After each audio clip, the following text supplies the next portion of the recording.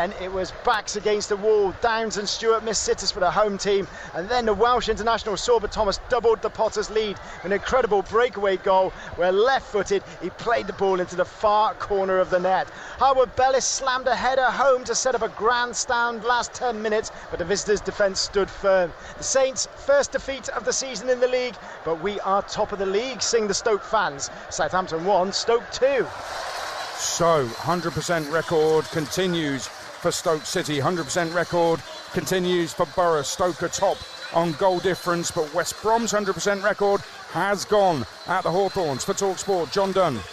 West Brom 1, Portsmouth 1. As you say, they remain unbeaten, but the 100% record has gone. Albion led on 25 minutes, despite Pompey having the better efforts in the first half. 25 minutes, right of the D. Mikey Johnston saw the Portsmouth defence back off, and he took full advantage with a right-footed dipping shot that landed in the bottom left corner. Alex Mowat nearly got a second early in the second half, his low curling effort coming back off the post. 10 minutes into the second period, Kobe Bishop got his first of the season, a glancing header that looped over Josh Griffiths. That made up for the penalty miss last week in the game against Norwich. Albion certainly pushed for the winner. Ryan Mason, their head coach, saw 2 yellow cards and a red. Initially, he thought Anna Hegber was fouled in the penalty area by Conor Ogilvie. That was ruled out by the referee. Mason shown a first yellow card. Moments later, Hegber, chasing a long ball over the top, had his shirt pulled by Regan Paul. That did look like a foul. Mason, incensed once more, saw a second yellow card and sent off. Albion did push for the winner, didn't really create clear-cut chances. Portsmouth now undefeated in their last 4 away games. Final score, West Brom 1, Portsmouth 1.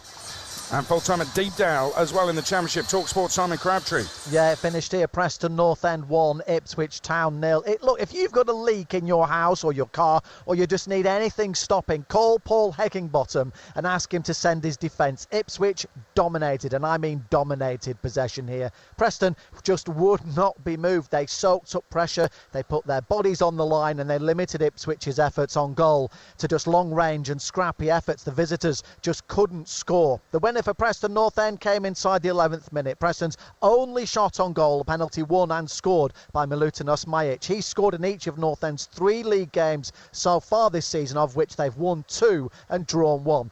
Kieran McKenna, well, he must wonder how his side have lost their first league game this season. He might be looking for some more players to come in before the window closes, and hopefully someone who can score for them. At Deepdale, it finished Preston North End 1, Ipswich Town 0. Well, Ipswich yet to win after 3 games. They're in the bottom half of the table. Preston are top 6. They're 6th in the table, a point ahead of Leicester and Millwall. Birmingham 5th on 7 points after their victory over Oxford today. 3 defeats in a row for Oxford. West Brom in 4th after they were held. Coventry with that 7-1 win over QPR today, up to 3rd in the table. 7 points from 3 games, and the 2 100% sides fill the top 2 automatic spots. Middlesbrough after 3 games with 9 points, and Stoke after 3 games with 9 points ahead on goal difference. But let's focus on the Premier League action to come. Arsenal Leeds at 5:30. Let's get the latest from Betfair, the official betting partner of TalkSport's Premier League coverage.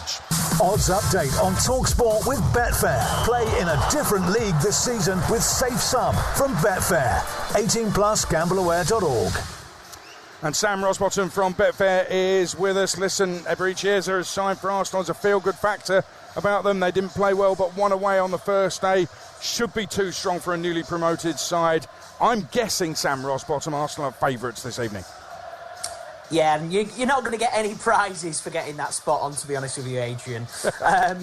Unsurprisingly, the atmosphere, I'm sure, with Eze being presented in a moment's time onto the pitch in front of the Gunners crowd is going to be absolutely electric, isn't it, for this one? Look, Arsenal as short as 100-30 on to beat Leeds today. They've got a really decent record as well against their opponents today, unbeaten in their last 14 against Leeds. They've won their last 6 in a row as well, so they're really, really fancied. But Leeds, they got off to a really positive start last time, didn't they? They made Everton look poor at times on Monday night, as big as 8-1 to cause an upset in this game. The draw in that one, 7-2. Looking at some of the player markets, I'm looking at, while we're going to see Eze on the pitch, another one of their new signings, Victor Gyökeres. While he failed to register a shot in his Premier League debut last weekend against United. Punters are still confident in him. He's a really popular selection in bet builders as well. For him to score or assist, he's as short as 2 to 5. For him to get on the score sheet at any point in the game, he's as short as 8 to 11. 2 shots on target in this one as short as 4 to 7. So he's really fancied to make an impact in this one. Don't forget as well, all those markets and more covered by Betfair's Safe Sub. So if the player you've backed comes off, your selection will roll onto the oncoming player and your bet's still on. Something I quite like the look of in this one between Arsenal and Leeds. I'm looking at the shots on target market, another one covered by Safe Sub.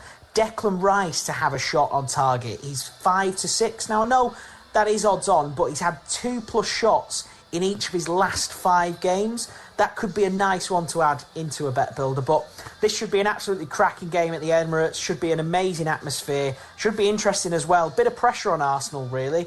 They are the clear favourites, and they fancy to make it 2 wins in 2. Well, what they've got to do, though, Sam, is win 5-0. Then they could go above Spurs at the top of the early Premier League table. They're looking up at Spurs right now. Yeah, Sam they certainly are. I mean, they got the business done, didn't they, Spurs, early on, and I suppose Arsenal got the business done with Eze. They did as well. Eze is officially an Arsenal player being presented to the Arsenal fans at the Emirates right now ahead of Arsenal against Leeds. Sam, thanks very much. That's all thanks to Betfair. 18+, begambleaware.org. Odds update on TalkSport with Betfair. Play in a different league this season with Safe Sum from Betfair. 18+, gambleaware.org.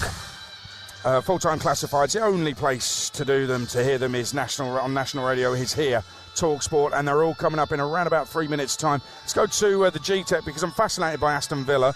They haven't scored yet this season, Troy Deeney. Beaten at Brentford, and the way you and Ian Abrahams were describing Aston Villa and Ollie Watkins and those attacking players was very strange. It was very un-Unai Emery-like, very un-Aston Villa-like. So what's going wrong? What's going wrong? I think they failed to make a clear distinction that Morgan Rogers is the person you play as a 10 and build around him. He played today a left wing, right wing as an 8 and as a 10. Just today alone. They moved it around, they tried to shuffle the pack. It just doesn't work. Too many players wanted to come inside without the ball. They don't want to run without it. They're all wanting it to feet, and it just doesn't work. So a lot of questions for Unai Emery. I expect him to be spiky with Moose. I've already told him to be careful because we went after Sam Matterface last week. But I just think he's in a position where he's frustrated. He wants to add some